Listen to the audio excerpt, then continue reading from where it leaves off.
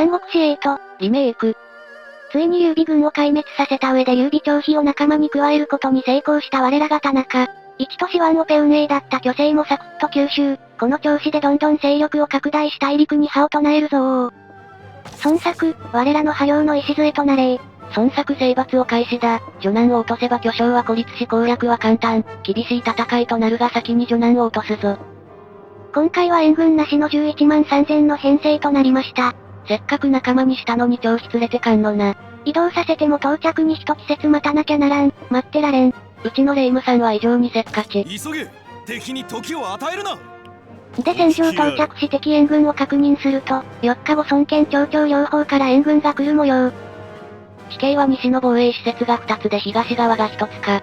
小屋山登りがあるから移動が大変だ。戦力の分散は不作、東から一気に攻め立てるぞ。東全力の布陣を採用。今こそ我らの力を示す。田中 VS ちょいちょい嫌がらせしてきた孫作との戦い、開戦。で開戦初日趙雲が櫓射程範囲前に移動すると早速敵に部隊を発見。山を登りながら士気を上げるため加工トンの周りに集まりつつ移動。したら孫作の弟の孫翼が11万の大軍に特攻。田中に通常攻撃を加えるも4倍の反撃を食らってる。無謀が過ぎるぜ。ちょい有名な商用も追撃したけど、奴は戦いには向いてないので問題なし。はいチート記載不当不屈入りまーす。加工トンの隣に入れず戦意の足りない趙雲が、取りま商用に通常攻撃で削り。山登りがきつくて今日櫓攻略するのは厳しいかな。今は目の前のに部隊を壊滅させる方が優先度高いぜ。うおー、やったるどー。敵将覚悟せよ。自重せぬ愚かな敵に連携した突撃を食らわせてやれー。一騎打ちを挑むべきか。筋トレ頑張ったといえお前まだ武力70しかねえから。変な見え張らないでボディーガードの天意にやらせなさい。田中専属 SP 天意、武力98。もちろん天意の勝ち。これにて孫翼解明エース、この戦いも楽勝そうだぜ。櫓の反撃範囲に侵入し周走で商用を攻撃して撃破。さて行軍レベル3で戻ろう。で戻れん。しくじったな。さて今日の移動はここまで。田中部隊の治療でもしましょ。田中完全回復。翌日趙雲が勝者で櫓の破壊を開始。からの加工トンの勝者を代わり。リーマン時代の川原先輩のことを思い出せ。田中完治。ストレス社会で戦ってきたリーマンのパンチ、櫓は爆散する。そして4日目に突入し孫作町長の援軍10部隊、合計8万6000が到着。兵力が4万ほど負けちまってる。おやつとまずい感じになってきたかも。今日は敵と戦うことなく山岳部分の行軍のみ。部隊編成をめんどくさがり早々以外を一括で精鋭騎兵にしたので、悪路にはめっぽう弱い。で翌日に曹操が一番乗りで敵都市前に到着。敵兵が見えてきたぜ。あいつは総国の重勇だな。まあ奴は戦闘は大したことないし問題ねえぜ。それよりも総大将の周囲を発見。あいつは厄介だから早めに仕留めないと。7日目はあいにくの雨で視界不良。趙雲を都市の反撃範囲切りまで接近させて周囲を確認するぞ。孫作軍めちゃ多いぞ。部隊数合計18なだけあってこれはやばいかも。この戦いが終わったら男の娘と結婚するんだ。変な死亡フラグ立てんな。ああ周囲が行きそそう。しまったこのタイミングはまずすぎる。やべえほぼ全部隊が戦意低下だ。だが戦意は低下したとて我ら全員一騎当選の猛者、逆境だろうと跳ね返してやらー。開戦当初は楽勝だったがここからは厳しい戦いになりそうだ。敵ばかり戦意が上がっていてこちらは戦意が足りん。こりゃまずいかも。先方の使える70に上がる前に敵とぶつかりそうだ。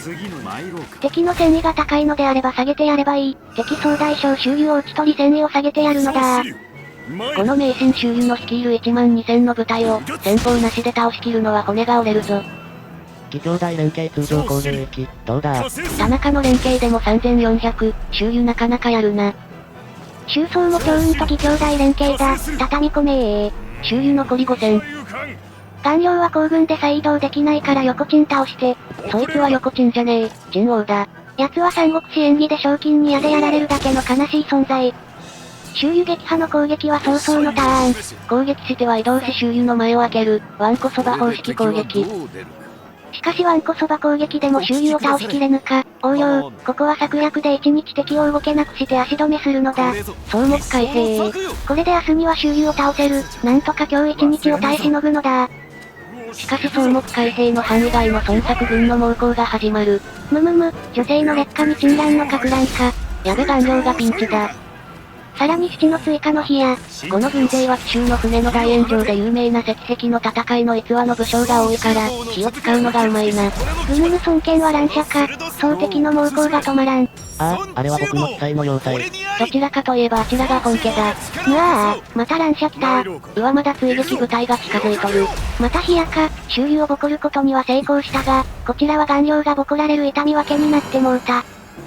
そして8日目に入り趙雲が突撃で周囲の撃破を達成。敵の総大将撃破で敵戦意ダウン。でも思いのほか戦意ダウンが少ない。これは失策だったかも。劉備倒した後アップデを待ってプレイしておらず、リアルで約一月ぶり、まだ戦いの感が戻ってない模様。一列に並んだ孫作軍を田中の連携突撃で一網打尽にする。趙雲連携の取りやすい場所に移動せよ。戦意がまだ足りない各先生は連携通常攻撃。連携効果はマジ強いぜ。さあ田中趙雲と連携を。僕隣接する敵の横通れないんでそこまでいけません。安定のやらかしじゃ横チンファイヤーで。チンジファイヤー。こら。横チン爆さん。チン王さんな。続いて義兄弟連携で周装が突撃。なかなかいいダメージが入ったぜ。巨著も周装と義兄弟連携で五の子さん武将のテーフを撃破。テーフは武力90の猛者。これは勝利に一歩近づいたぜ。田中軍の攻撃は続き、文集が名前読み方わからないモブを撃破。曹操は加工トンと連携して女性を劣化だ。火の扱いは田中軍が上と司令。突撃で孫作軍3部隊プチだーし。総国準優が田中に飛車でかけるもダメージはかす。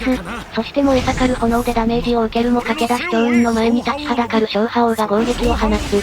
趙雲相手に3500、孫作恐るべし。壊滅寸前の女性が田中に攻撃。反撃で自滅、女性大会滅。火矢が飛んできた。女難の血はもはや火の海ぞ。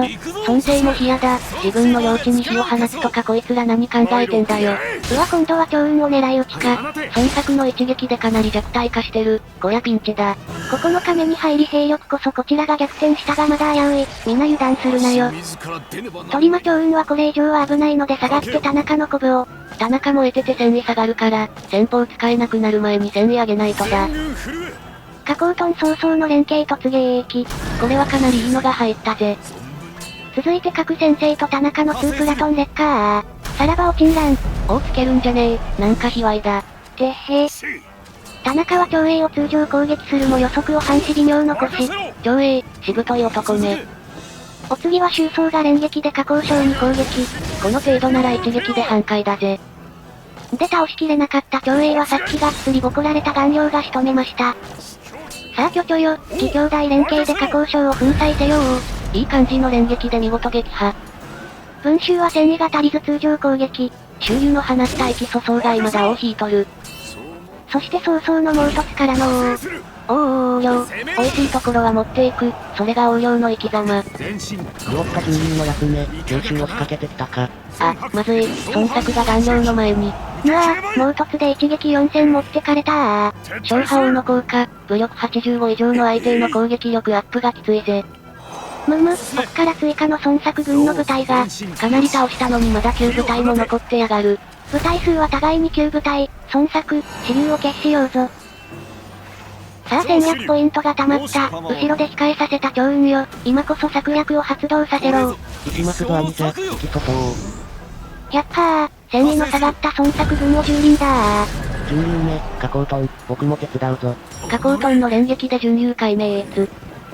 続いて各先生が通常攻撃で父を撃破。各先生後の歴戦の猛者を普通に撃破。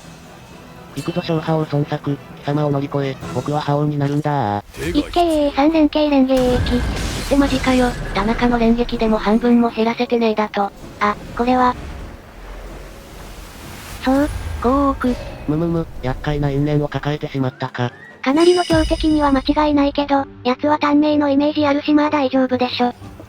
孫作は猛将相手にはかなり強い、周装、飛車で一方的に攻撃を与えよ。お次は巨著が孫権を撃破。義兄弟の周囲倒した時は孫作怒ったけど、質の弟の孫翼孫権がやられても怒らないのくさ。いや孫子は多すぎなんでその都度怒られても困るし。それもそうか。顔料の敵討ちだ。文集やっておしまいなさい。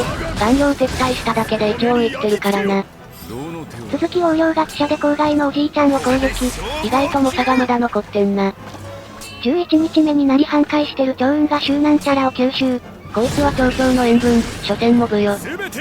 厄介なムキムキおじいちゃんを加工トンが吸収。戦法も使い果たして微妙効果の吸収の利用率が増えております。